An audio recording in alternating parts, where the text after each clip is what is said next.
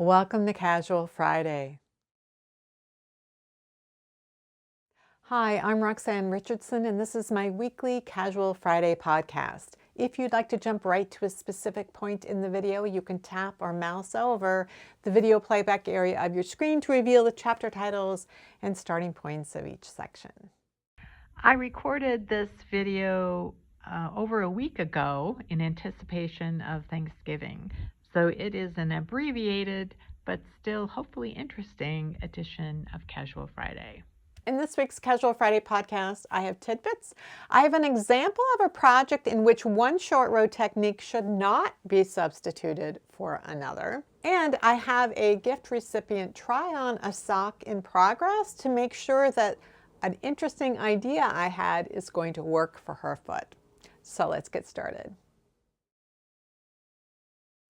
This tidbit is one I've actually talked about previously to some extent, but somebody was reminding me of it in a DM this week. And it's about the show A Stitch in Time, which was hosted by Amber Bouchard. And what the series was about was looking at a famous piece of artwork and at the clothing that the subject of the artwork was wearing, and then figuring out how to recreate it using historical dressmaking and tailoring techniques. It's really interesting. The particular episode that somebody was reminding me of is the one about a painting, this Arnolfini paint portrait that's of a couple, a Dutch couple, and she's wearing this green dress, and so they recreated the green dress. And one of the purposes of doing this whole thing is to really understand what it feels like to wear these pieces of clothing, to see how the clothing would move as you would wear it, because you can't tell that by looking at a static photo. One of the things was really interesting to me about this particular episode was the process for dyeing the fabric. It's a green fabric, which meant that it was really expensive because it would require being dyed twice, one in blue dye and one in yellow dye. And one of the essential ingredients in dyeing was stale urine. Urine would be kept for 3 weeks, and then it would have turned to ammonia and could be used for all manner of things. They really seemed to use urine for a lot of things back in the day. And part of the reason is you didn't have a toilet that was flushing things away. People frequently used a chamber pot that would then get emptied into a container where the urine was held and then could be used for all sorts of purposes, like bleaching linen fabrics, or fulling wool fabrics, or in the case of this green dye, for dyeing fabrics. So there's certain materials that were used throughout, for all sorts of purposes, particularly with textiles. So I'm going to leave a link down below to the Stitch in Time series, as well as to a blog post that's called 5 Things to Do with Stale Urine in the Middle Ages, which I personally found fascinating.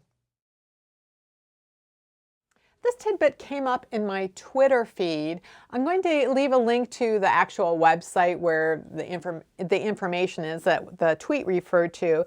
The website is called Abandoned America, and this particular post or page is about the Scranton lace factory, which mid-shift stopped production and told the employees to leave. So everything in that factory is as it was when they shut down, except of course some things have been stolen from it. There's a lot of different photographs of the machinery and the patterns that were used for the lace and all kinds of other things. If you would like to take a look at some photos of what that factory looked like and read some more information about the Scranton lace factory, I will leave that link down below in the show. So I'm often talking about how there are multiple ways of getting to the same endpoint in knitting, and that it's useful to learn multiple techniques that can accomplish the same task, so that if your pattern calls for a technique that you don't particularly like, that you can substitute it.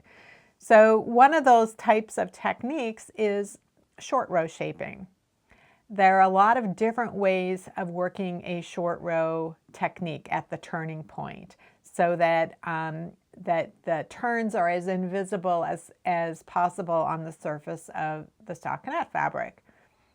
This is a case where you don't want to make a substitution.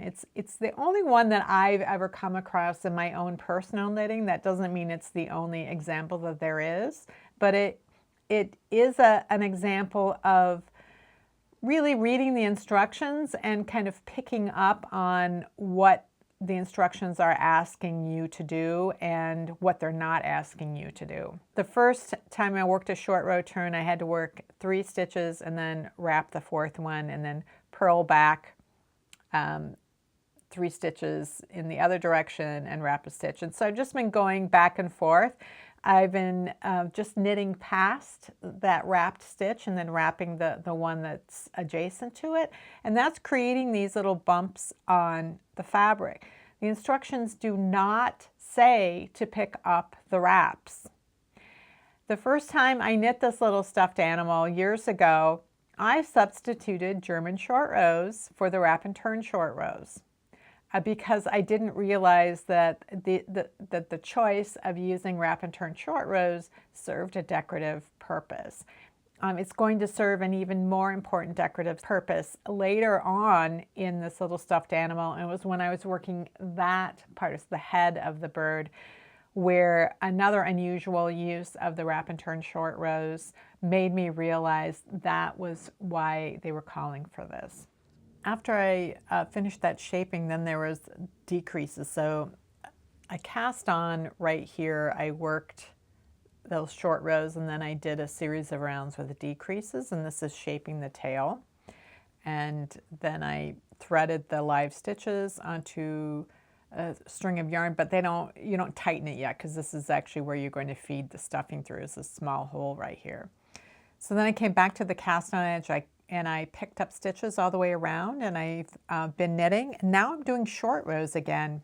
And again, it's wrap and turn short rows. This time I'm going back and forth across the same 6 stitches, and I'm wrapping the stitches multiple times. I've wrapped this one twice on this side and also twice on this side. And I'm going to do it one more time. So I've wrapped twice. I'm going to work across these 6 stitches. 1, 2.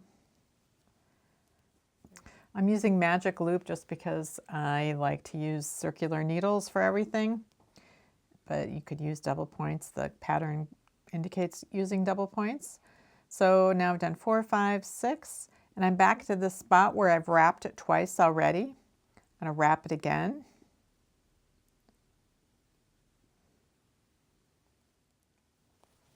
So I'm purling back to that spot, and I'm going to wrap that one for a 3rd time.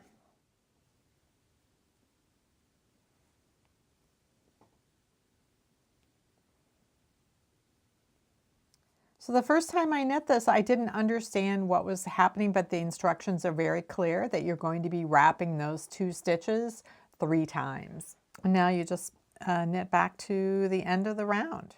So by working these sort of the multiple short rows in the same locations does 2 things. It creates some sort of extreme additional length across the rows where those stitches were worked, which you can see it's creating the top of the head. And then the decorative nature of these wraps is that they're creating the appearance of an eye. And again, when you get to these, you're just knitting past them. You're not actually picking up wraps. You're not trying to hide those wraps. You want them to show. Got that eye over here. This one looks slightly different, but it's basically the same.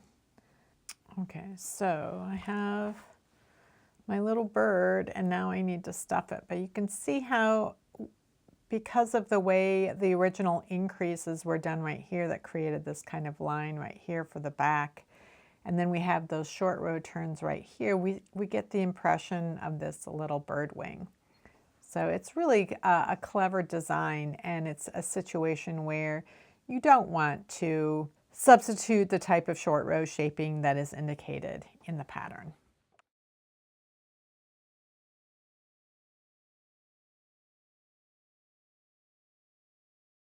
So the past couple weeks, I did some technique videos on the spiral toe. I'm calling it a spiral toe. Some people call this a star toe, and some people call it a round toe.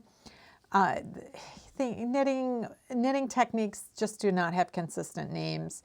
So I had already done videos on other toes that were called the star toe and the round toe. So I wanted to differentiate that in some way. So I did two different videos. This one is the cuff down version where the shaping is done with decreases, and this one is the toe up version where the shaping is done with increases. So you start at this end and go that way.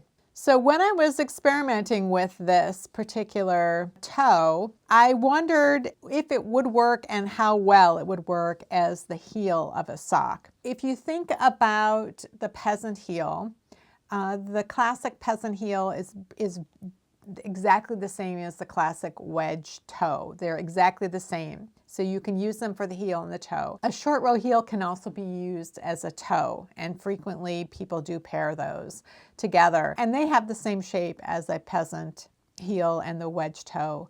Same shape, they're just done through different processes. To me, this looked like it would be really promising to use as a peasant heel potentially, or a version of the peasant heel called the plain heel, which is knit at the time you get to the heel rather than later on. So I did some experimentation by working this toe up in that direction, and then creating the instep of a sock, knitting a little bit in each direction, like the leg direction and the foot direction, to see how it would fit. So I have a long heel diagonal here, very large circumference here compared to my ankle circumference.